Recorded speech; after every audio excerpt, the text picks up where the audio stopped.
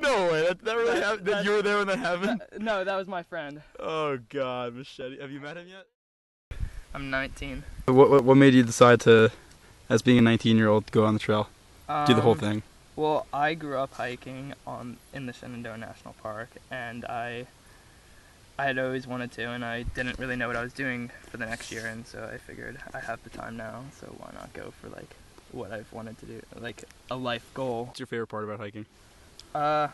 Definitely like just like the simplicity and the nature, you know. Mm-hmm.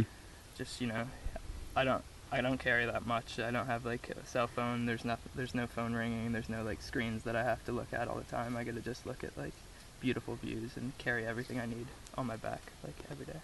There's something really actually like very spiritual about nature, like no doubt. Like, you know, I wouldn't say like necessarily it has anything to do like spiritually, but there's something crazy about how like everything's been created. Like all the ridges are just like you couldn't imagine them. I think the most interesting has to be like a couple of the like weird people that you meet, like the real crazies, you know. Tell me a story about one of them. One of them, okay. I guess, you know, there's no one better than Machete Mitch. So there's this guy Machete Mitch, and he started the trail. His backpack consisted of no food, but an iPad, a machete attached to the back, and a tiny silver blanket. And he doesn't actually hike on the trail. He likes to go straight between ridges, and he crawls in through the bushes into camp at night, and he takes the stones around the fire ring and he heats them up, and then he digs a hole and puts them in that, and then he puts the leaves on top, and he sleeps there with his tiny blanket, shivering his ass off all night. And then when he's really cold, he takes out his iPad and starts taking photos of himself. And then additionally, well, a friend of mine told me this story where he pulls into camp, comes through the bushes, they're having a campfire, and he's like, looks like you guys need some more wood. So he throws his hiking poles onto the fire, and then he's like, I'll go get you some more. I'll bring you a tree.